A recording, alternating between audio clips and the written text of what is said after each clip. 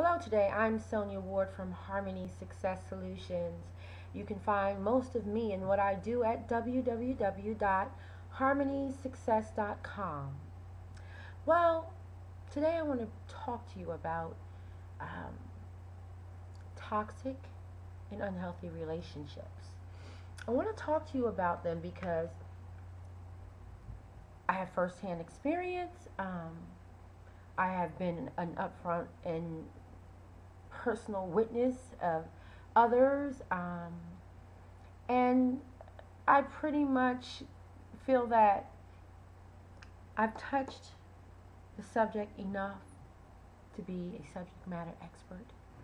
And I want to share this with you because a lot of times there are people out there that are going through things that either one, they hold them inside and become sick emotionally, spiritually, physically from holding the truth about their relationship inside while living a lie on the outside. Two, there are people who have talked about it until they turn blue in their face and share it with whomever will listen. And three, there are those who simply don't know which way to go, how to get out, how did I get here, what's wrong with me. They have all of the wrong landing stations when it comes to managing the relationship that they are currently in. In relationships, people come to know one another and they grow together intimately. Now, intimately is something that takes place mentally, emotionally, at times physically. Just sharing day-to-day conversations, experiences, sharing your history, sharing your dreams and your innermost secrets with someone, and trusting them with that information, hoping that they're not using this information to process it and use it later on against you, but because they care so much about you, they want to understand how you got the way you got, good, bad, or indifferent, and kind of where you're coming from and where you're heading respective to your history, your day-to-day, and your aspirations for tomorrow. But in unhealthy relationships, it's just not that simple. They're not people who are in relationships as either the victim or volunteer on one side, and the other person who is the one who airs assaults, rather it be physical, mental, spiritual, or otherwise. You've got the victim or volunteer, and you've got the one who airs assaults. Day after day, week after week, month after month, year after year, they are antagonistic. Those relationships begin very, very clingy. And it's really important because women go through so many different developmental phases of going from young lady to young woman to woman, and experience being the best teacher is something you just don't have when you're at your tender ages and stages in life. And so we can often look at behaviors and mannerisms and assume that it's love, that it's affection, that it's crazy attraction, that it's wonderful. And these behaviors are often misinterpreted, misrepresented, and just terribly mistaken. When two people come together to get to know each other, they will either come as two wholes, one as a fraction, the other as a whole, or as two fractions. It is not to say that because someone has life problems, extenuating circumstances, dysfunctional households, or whatever, that you should totally say that's not a candidate for me. But there's something that you need to do when you notice that someone comes from a dysfunctional background. You need to pay attention and you need to take your time and you need to be certain that the hurt person hasn't become one that will hurt people, particularly you. I come from a family where I would say that my parents were dysfunctional. They did not get along, and my father often took it to levels that were not healthy necessarily for himself, my mother, or us kids witnessing what was taking place. But that meant that it led to their divorce, and that anyone who came into my life should want to know my background and wonder if whatever took place would be something that I would repeat if we put our families together, if we became one and decided to have children.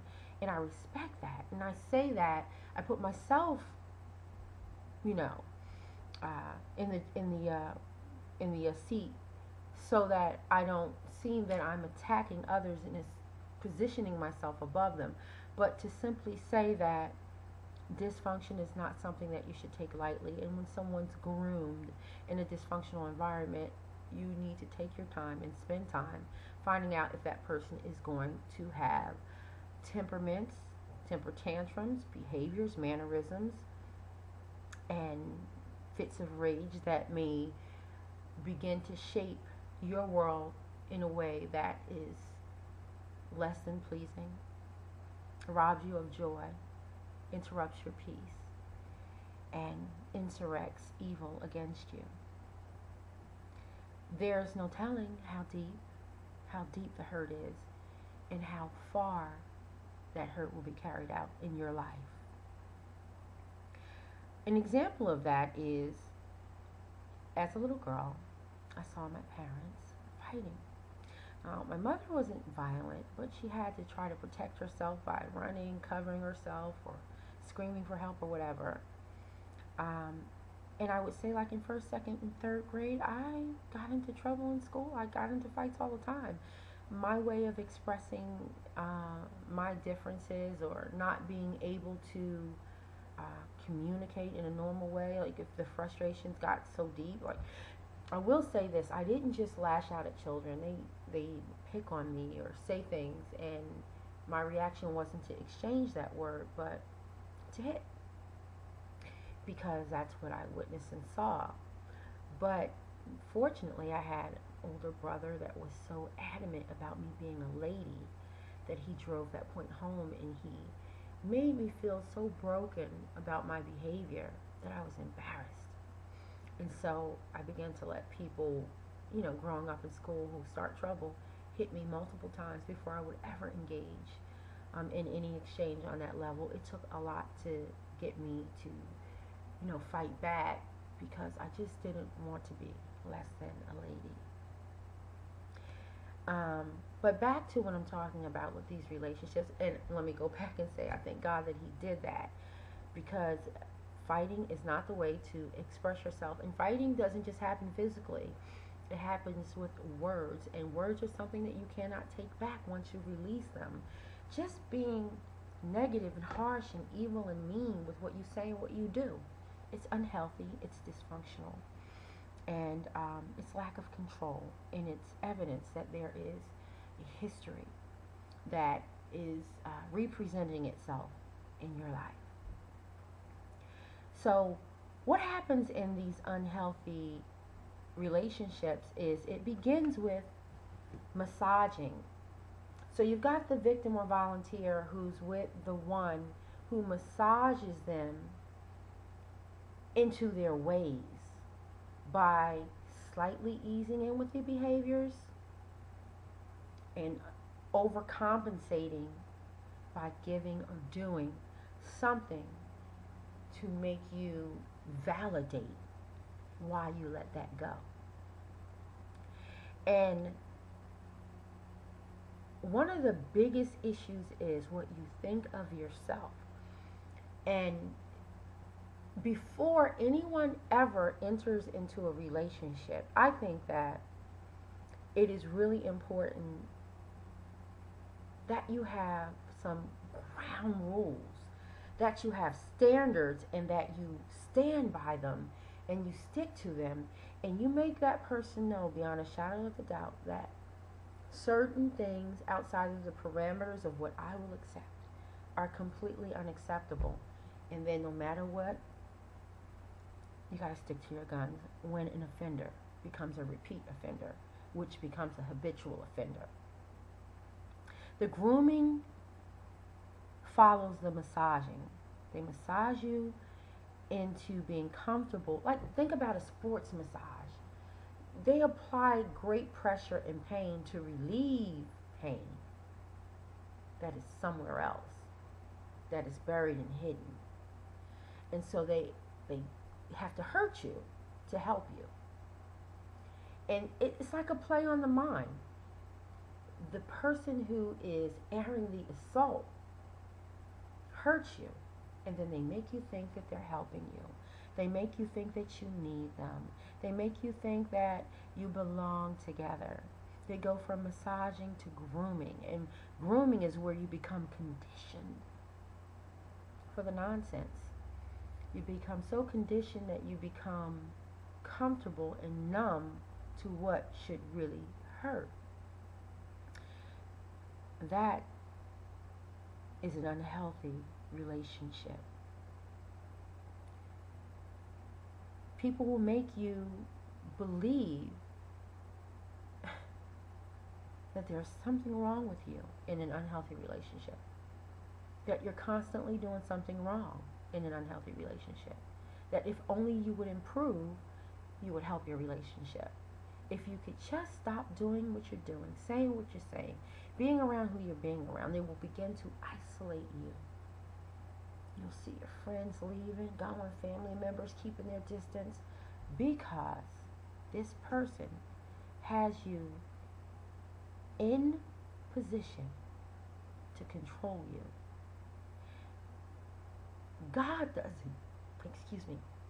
himself doesn't control a single soul. He's given every man, woman, boy, and child the liberty of free will, a lifestyle that allows you to exercise your own free will. He does this in confidence, he does this in love, and he does this in high expectation. There's no way that you can evidence that you've done something because it's your choice if someone's forcing you to do it. And if they force you to do something that's not your choice, then they've got to make a prisoner out of you in order to keep you doing it. And it's like a caged bird. Birds fly and sing beautifully. They have wings and they fly and they dance in the air and they land and they chirp and they sing. They're birds. They're supposed to fly. But when you cage a bird for so long and you open the door, you open the gate, you'll know that that bird won't come out. You'll look, you'll observe, chirp, sing, but will sing in position and go no further. That is the goal that the one that airs accusation has set. That is exactly what that person is trying to massage, groom, and shape you into. You know that when you're doing something, you're doing something, and when you're not, you're not. And when a person begins to alter your lifestyle, the way that you've known it, far before they ever came into your circumference, there's a problem. It's a problem when someone tries to erase your identity, when they try to erase your history, when they try to erase everything that you are and that you know and you've been. And the people around you, they move them so far away from you, or they move you away from them, and they isolate you. And they make you uncomfortable with being who you are, who God created. That is not godly. That is not love. That is not healthy. That is a full-blown, bona fide, unhealthy, and dysfunctional relationship. So, I simply say this, that I understand directly how detrimental it can be, how hurtful it can be, how immobilizing it can be. I have witnessed it up close and personal. I have been through it personally. I have lost a dear friend to a controlling person who wanted to erase her identity and to isolate her, so much so that he killed her.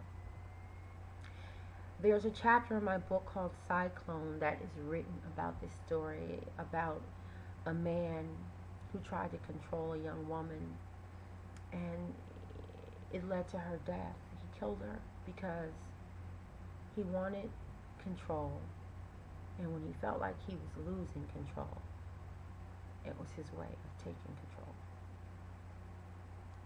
Anyone who is a control artist or a control freak is operating in witchcraft. Now, many people look at witchcraft as hocus pocus and casting a black spell, and it's that.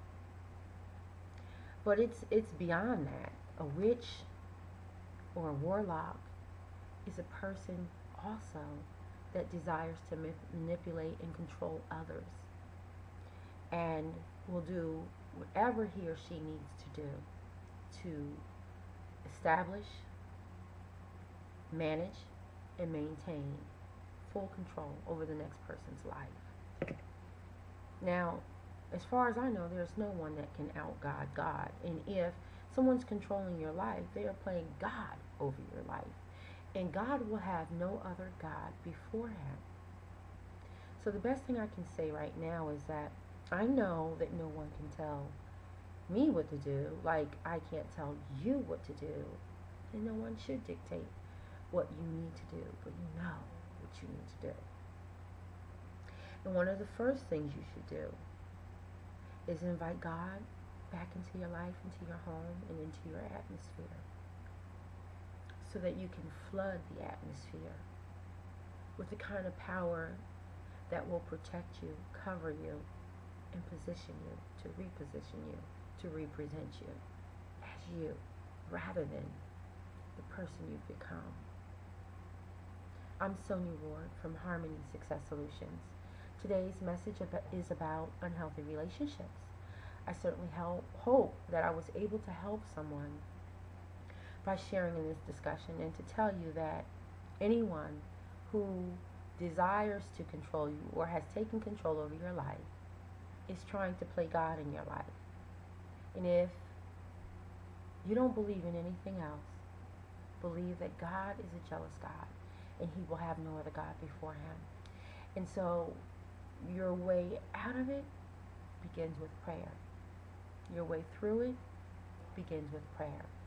And your deliverance from it begins and completes with prayer. Again, I'm Sonya Ward from Harmony Success Solutions. You can find me at www.harmonysuccess.com. If you like my channel, please subscribe to it. If you like the video, give me a thumbs up. And as always, thanks for stopping by. May God bless you, keep you, and strengthen you through whatever it is that you're going through, whatever strongholds that are over you. I pray in the name of Jesus that they be broken and that you will be restored to your best you.